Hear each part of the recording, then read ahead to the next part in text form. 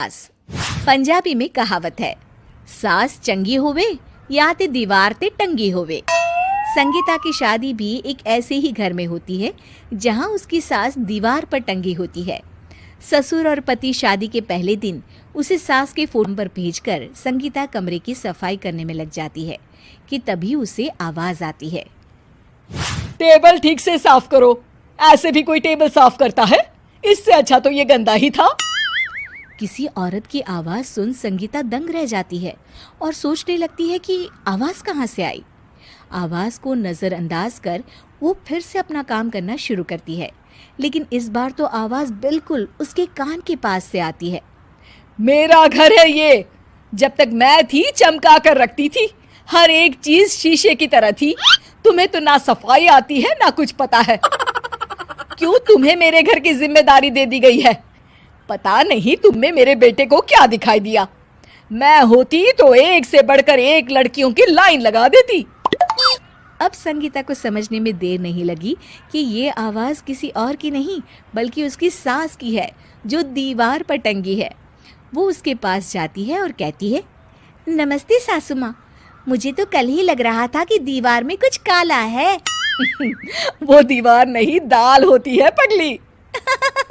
सही पकड़े हैं सासू माँ। तो क्या हो गया आपको जो आप यहाँ भी चैन से नहीं बैठी हैं?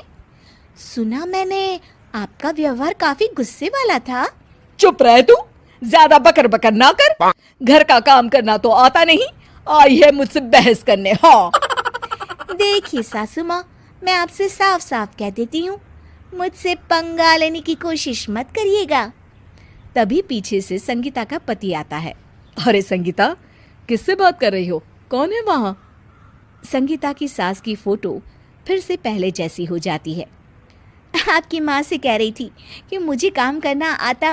अरे संगीता, माना सास के ताने हर बहू को अच्छे लगते हैं, लेकिन यहाँ तो माँ है ही नहीं। तुम तो फोटो से ही तुम भी लाजवाब हो संगीता। किसी को विश्वास नहीं होता कि संगीता अपनी मरी हुई सास की फोटो से बात करती है। वहीं आए दिन संगीता की सास संगीता को किसी न किसी बात पर आते जाते ताने देती। संगीता को भी अब सास के तानों और उनसे बात करने की आदत हो गई। वो कभी खानदान की कहानी तो कभी तीज त्योहार कैसे मनाए या किसी व्यंजन की रेसिपी सास से ही पूछती।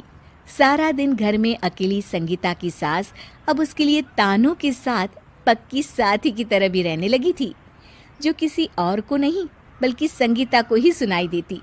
तो देखा आपने, सास बहू का रिश्ता हर रिश्ते से ऊपर होता है, फिर चाहे वो खट्टा हो या मीठा।